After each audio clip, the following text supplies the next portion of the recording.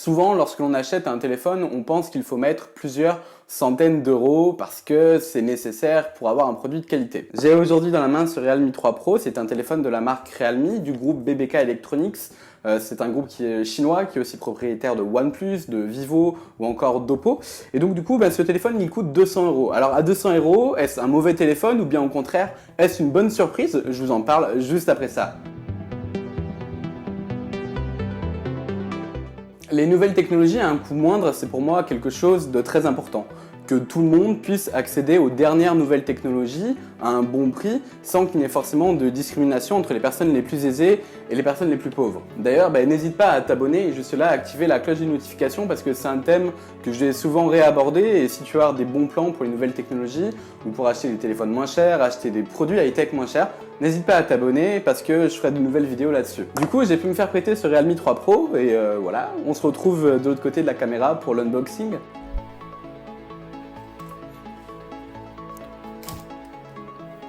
Donc concernant cet unboxing, je dois avouer que j'ai eu un peu du mal à ouvrir le paquet. Le plastique est plutôt solide pour protéger l'emballage en tout cas, donc ça c'est plutôt un bon point en tout cas.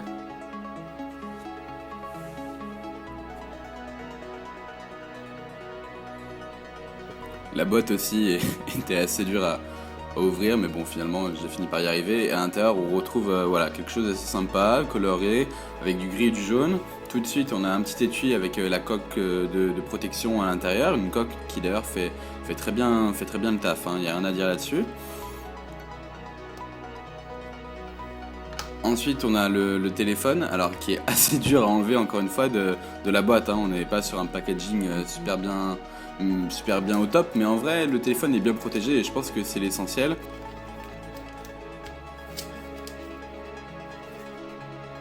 Donc là vous pouvez voir le téléphone à l'écran, moi je trouve qu'il est plutôt bien fini, plutôt intéressant. On retrouve le chargeur rapide avec le câble micro USB vers USB, voilà.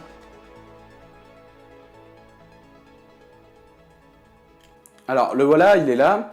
On a affaire à un téléphone qui est plutôt joli. Donc ici c'est la couleur bleue avec un petit reflet violet. Voilà, donc c'est assez sympa quand on joue avec la lumière notamment dessus. Donc ce produit existe en deux versions déjà pour commencer. Une version avec 4 Go de RAM et 64 Go de stockage que vous pourrez retrouver à 199 € et une version avec 6 Go de RAM et 128 Go de stockage que vous pourrez retrouver à 250 €. Donc déjà qu'est-ce qu'on retrouve à l'extérieur de ce téléphone? Eh bien sur la face avant on a un écran avec une légère encoche en goutte d'eau juste en haut. C'est un écran de 6,3 pouces avec une définition Full HD+. C'est un écran IPS LCD qui est pour moi de très bonne qualité, qui est très bien calibré à mon sens. Alors on n'est pas à la hauteur des écrans AMOLED de Samsung, mais je le trouve quand même plutôt bon. Le point négatif de cet écran, c'est en plein soleil, où pour moi, c'est un peu compliqué parfois de lire. Mais c'est vraiment un très bon écran, Moi je trouve qu'il est bien calibré et puis même si jamais le calibrage ne vous allait pas, vous pouvez aller dans le menu affichage, régler si vous voulez des couleurs plus chaudes, des couleurs plus froides ou si bien vous les laissez par défaut. En main le téléphone il est agréable, il fait 172 grammes, c'est plutôt un poids qui est acceptable en tout cas, moi je le trouve plutôt léger, je suis habitué après un téléphone qui est quand même bien plus lourd, qui est le OnePlus 7 Pro, mais moi je le trouve plutôt agréable en main. La surface derrière ne glisse pas trop, par contre elle prend énormément les traces de doigts. C'est pour ça qu'avec il y a une coque de protection qui est fournie et que je vous conseille de mettre parce que d'une part ça vous évitera de le casser et d'autre part ça évitera les traces de doigts. D'un point de vue design vraiment pur, je trouve que ce téléphone est plutôt agréablement réussi. C'est du déjà vu, c'est une coque en plastique derrière avec un effet vert, avec ce dégradé de couleur, mais le téléphone est plutôt très bien fini et quand on l'a en main on n'a pas l'impression d'avoir quelque chose de plastoc quoi. Vraiment non, je trouve que c'est un téléphone qui est plutôt bien fini. Donc d'un point de vue design, franchement j'ai pas grand chose à lui reprocher. Après moi je suis pas très fan du capteur d'empreinte digitale que l'on retrouve au dos, mais il est plutôt bien placé sur le doigt directement et il est super efficace. Donc en soi voilà, je pense qu'il fait le taf. Et puis si jamais vous ne voulez pas utiliser le déverrouillage par empreinte digitale, il y a toujours la reconnaissance faciale qui est disponible dessus. Donc en résumé, le design et l'écran je valide. On est sur un produit à 200 €, ne l'oublions pas, et bien pour le prix franchement rien à dire, c'est plutôt très très bon. En termes de performance, le téléphone tourne avec un Snapdragon 710. Pour faire simple, la série 700 de chez Snapdragon, c'est la série milieu de gamme élevé, on va dire, parce qu'il y a la série 600 aussi qui est en milieu de gamme. Et voilà, franchement, le téléphone a plutôt de très bonnes performances, il n'y a pas de lag. Il fait très bien le job, j'ai réussi à faire tourner des jeux comme notamment Need for Speed sans aucun lag, sans aucun bug, de la même manière qu'avec un Snapdragon 855 sur un téléphone à 700-800 euros. Donc en soi, franchement, le téléphone, en termes de performance, il n'y a rien à dire. Le téléphone, en plus de ça, ne chauffe pas quand on est en jeu. Voilà, et puis il est disponible avec 4 ou 6 Go de RAM. 6 Go de RAM, moi je vous le conseille si vous faites tourner plusieurs applications en même temps ou si vous faites tourner des applications relativement gourmandes. En plus, votre téléphone aura une meilleure durée de vie, mais 4 Go de RAM, ça reste quand même assez suffisant, donc dans la version à 200 euros. En termes de performance brute, je l'ai testé sur AnTuTu, donc pour ceux qui ne connaissent pas, c'est une application qui permet de tester les performances brutes d'un smartphone, et j'ai réussi à le faire monter à plus de 170 000. Donc ça évoque peut-être pas grand chose pour vous, mais par exemple un smartphone de chez Samsung, le Galaxy A40 qui est sorti cette année, qu'on peut retrouver aujourd'hui aux alentours des 200 euros, eh bien il est à un score de 100 000, donc peut-être que la différence vous ne la trouverez pas énorme, mais en gros pour faire simple, 170 000 c'est le score des téléphones haut de gamme d'il y a 1 an et demi, franchement qui aujourd'hui fonctionne toujours très bien. Donc voilà, je trouve que c'est un bon score, on obtient de bonnes performances dessus. Et voilà, ça se ressent vraiment dans l'expérience de jeu, dans l'expérience du quotidien. Il y a très peu de lag, très peu de bugs. Et c'est une expérience qui est vraiment très agréable. Côté expérience, avec le côté logiciel, le Realme 3 Pro tourne sous Android Pie 9.0 avec la surcouche ColorOS 6. Moi j'aime beaucoup cette interface de ColorOS, je sais que beaucoup la critiquent. Moi je trouve qu'elle est pratique, qu'elle est plutôt intuitive et elle est surtout très personnalisable, notamment pour la navigation par geste où plusieurs gestuels sont possibles. Vous pouvez aussi inverser les boutons en bas, enfin c'est des petits trucs que moi je trouve vraiment très sympa. Il y a aussi un mode jeu pour enlever les différentes notifications lorsque vous jouez, pour pas qu'elles n'apparaissent à l'écran et qu'elles vous fassent perdre.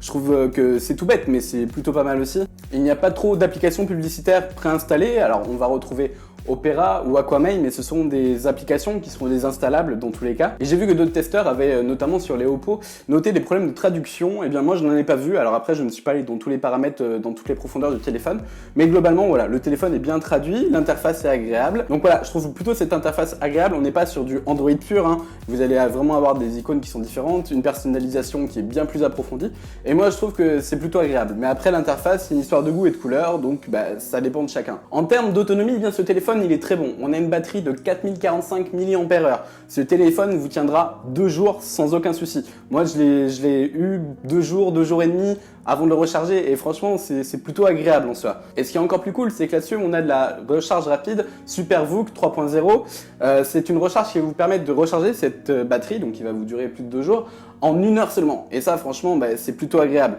En 1 heure, je suis passé de 10 à 90%. Et voilà, justement, après, je savais que j'étais encore tranquille pour 2 jours. Et là, je l'ai depuis plusieurs jours. Je ne l'ai pas rechargé très souvent. Et franchement, c'est un très bon point. Bon, par contre, il n'y a pas d'USB type C dessus. Mais pour moi, c'est pas forcément très problématique parce qu'on a quand même de la recharge rapide dessus.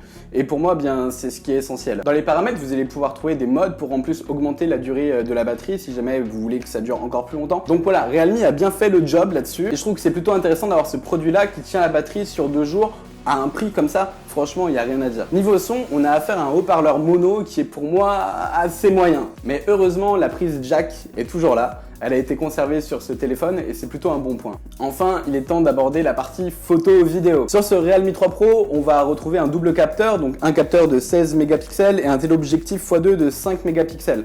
On va pouvoir faire globalement avec des bonnes photos, notamment en plein jour. Par contre, dès que la luminosité baisse, c'est franchement moyen, mais du coup, bien, je vous montre tout ça.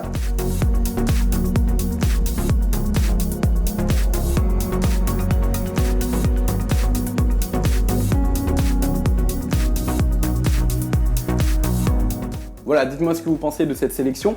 Moi, franchement, je trouve que ça va. Après, faut pas forcément aller chercher dans le détail. Pour 200 €, moi, je trouve qu'il est plutôt bon. Après, je précise que toutes les photos que vous voyez à l'écran ont été prises avec la reconnaissance de scène, donc avec l'intelligence artificielle qui est très présente d'ailleurs dans la partie photo pour ce Realme 3 Pro, et c'est plutôt intéressant. Concernant le bonne nuit, donc du coup, je vous ai dit que c'était pas forcément très fou. Alors, j'ai fait 2 essais, notamment en intérieur. Un essai avec quand même un peu de luminosité, mais pas trop. À l'œil humain, on est quand même dans une scène qui est assez sombre. Et je trouve que bien là, le mode nuit fait plutôt bien le boulot, enfin à condition de stabiliser le téléphone. Je vous ai mis un premier cliché sans le mode nuit, un deuxième cliché avec le mode nuit mais sans que le téléphone soit stabilisé, un troisième cliché avec le mode nuit et où le téléphone est stabilisé. On se rend compte que lorsque le téléphone est stabilisé, eh bien franchement c'est plutôt intéressant. La photo est nette, la luminosité est bien remontée, et voilà, c'est plutôt cool. Par contre, dès que l'on baisse la luminosité, alors là, c'est même plus la peine, on voit énormément de grains sur l'image, et c'est pas très agréable. Donc bon, lorsque la luminosité sera faible, ce téléphone sera intéressant, le mode paysage nocturne fera le job, en tout cas pour 200 €, il n'y a vraiment rien à dire. Par contre, dès qu'il fait nuit totale, n'y comptez pas dessus, ce n'est vraiment pas la peine. Et j'ajoute au passage que le téléobjectif en basse luminosité, il faut oublier aussi directement. Alors ensuite, sur ce téléphone, on retrouve un mode portrait. Moi, je trouve que pour le capteur arrière, il est plutôt correct, le détourage est plutôt bon. Voilà, dites-moi vous ce que vous pensez de ce mode portrait en commentaire, mais moi je trouve qu'il est plutôt correct. En ce qui concerne le capteur avant, on a un capteur de 25 millions de pixels. Moi je trouve qu'il est plutôt bon à condition de ne pas trop utiliser l'intelligence artificielle, parce que tout de suite on va avoir un lissage qui est très important. Bon, par contre, le mode portrait avec la face avant, c'est purement de l'intelligence artificielle. Le flou est pour moi bien trop exagéré.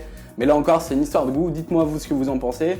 Le détourage est pas si mauvais que ça, hein. Il est pas parfait, mais ça va, c'est correct. Mais franchement, bon, voilà, on va pas faire non plus de très grandes photos avec. Moi, je trouve qu'il est un peu trop agressif dans le traitement logiciel. En termes de vidéo, la 4K n'est pour moi pas stabilisée, donc il faut l'éviter. Voilà, je vous ai fait une petite vidéo, dites-moi ce que vous en pensez, mais moi je trouve que ça bouge vraiment beaucoup trop. Par contre, en 1080p, eh bien justement, je trouve que les vidéos sont plutôt bonnes. Elles sont plutôt bien stabilisées, la plage dynamique est assez intéressante, et sur les différentes vidéos que j'ai prises, je trouve qu'on voit vraiment que le téléphone sait s'adapter aux différents champs, et ça c'est plutôt un bon point. Sur un produit à 200 €, on peut faire de la vidéo totalement correct. Il y a aussi une fonctionnalité slow motion en 960 images par seconde.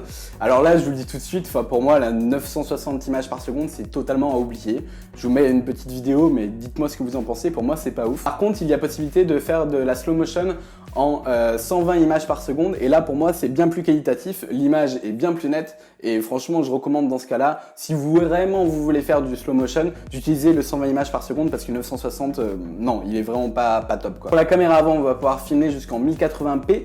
Là aussi, je vous laisse découvrir par vous-même. Dites-moi ce que vous en pensez. Également au niveau du micro, voilà. Dites-moi si vous trouvez ça bien. Donc là, on est sur la caméra avant. En 1080p, il me semble que le ciel derrière moi est assez brûlé. En termes de stabilisation, je trouve ça plutôt assez correct. Au niveau du son, dites-moi si c'est bien ou pas. Moi, j'ai pas d'idée là comme ça directement. Et quand on change un peu de sens, voilà, le ciel est un peu moins cramé parce que le soleil est face à moi. Mais dès que le soleil est derrière, ouais, le ciel là, il est quand même vachement cramé. Pour moi, cette caméra avant, elle brûle quand même vachement le ciel derrière, hein. C'est un peu l'inconvénient, mais bon, ouais, c'est pas fou, mais ça fera le taf. Si vous voulez faire une petite story comme ça de temps en temps, ça sera tout à fait correct, hein. N'oublions pas que nous sommes sur un téléphone à 200 €. Et finalement, eh bien, pour 200 €, ce téléphone il est plutôt très bon en termes de rapport qualité-prix. Les marques historiques sur le milieu de gamme, que sont Samsung, Sony ou encore Honor, ont pour moi du souci à se faire, parce qu'en termes de performance-prix, ce Realme 3 Pro, comme le Xiaomi Redmi Note 7, est vraiment très très bon. Il n'y a rien à dire. Et là-dessus, du coup, sur ce Realme 3 Pro, on sent pas les compromis qui ont été faits, parce qu'encore une fois, les performances sont au rendez-vous, l'autonomie est présente, l'écran est de bonne qualité, l'interface est plus que correcte, et en plus les photos, ça donne des résultats plutôt convaincants pour le prix en tout cas. Vous avez donc ici un téléphone qui fait le taf et qui est imbattable pour ce prix-là. Les marques chinoises, que sont Realme ou Xiaomi, sont en train de mettre un grand coup de pied dans la fourmilière, vraiment de ce marché des téléphones entrée de gamme, et franchement ça fait du bien parce que du coup, bien plus de personnes ont accès aux nouvelles technologies à des prix plus accessibles, et ça c'est vraiment intéressant. C'est vraiment intéressant que les marques chinoises se soient positionnées là-dessus. Les marques historiques comme Samsung sont donc obligées de baisser leur prix, de revoir leur gamme, et c'est bien pour le consommateur. Le consommateur il a un plus grand choix, le consommateur il peut moins dépenser d'argent en nouvelles technologies parce que c'est quand même assez cher finalement. Donc voilà, dites-moi vous ce que vous en pensez en commentaire. Est-ce que vous seriez prêt à acheter ce Realme 3 Pro à 200 €? Est-ce que pour vous c'est un téléphone qui ferait l'affaire? Voilà, est-ce que vous aussi vous avez envie finalement de réduire vos dépenses par rapport à l'achat de téléphones portables et acheter des produits peut-être un peu moins premium mais qui font tout autant le job? Enfin bref, dites-moi tout ça là, juste en dessous en commentaire, je suis curieux d'avoir votre avis un peu. À titre personnel, je recommande ce téléphone pour toutes les personnes qui ne veulent pas mettre un très grand budget. Pour moi, à 200 €, vous n'aurez pas mieux aujourd'hui. Peut-être le Xiaomi Redmi Note 7 en termes de photos, et encore je ne suis pas sûr, mais sinon sur tout le reste, ce Realme 3 Pro est ce qui se fait aujourd'hui à 200 € de mieux sur le marché. Donc du coup, c'est un bon plan, et si c'est un bon plan, n'hésitez pas à partager cette vidéo autour de vous pour que vos potes qui veulent peut-être changer de téléphone n'aillent pas forcément se ruiner dans des produits à 300-400 € alors qu'à 200 € on fait exactement la même chose. Je pense vraiment que ma vidéo pourra les aider, et moi ça m'aidera en même temps, donc n'hésitez pas à partager autour de vous. Donc voilà, merci d'avoir regardé cette vidéo jusqu'au bout. On n'oublie pas Mettez-moi le pouce comme ça, le bleu de cette couleur-là, celui qui est comme ça fait toujours plaisir. On se dit à la semaine prochaine pour une nouvelle vidéo. Ciao!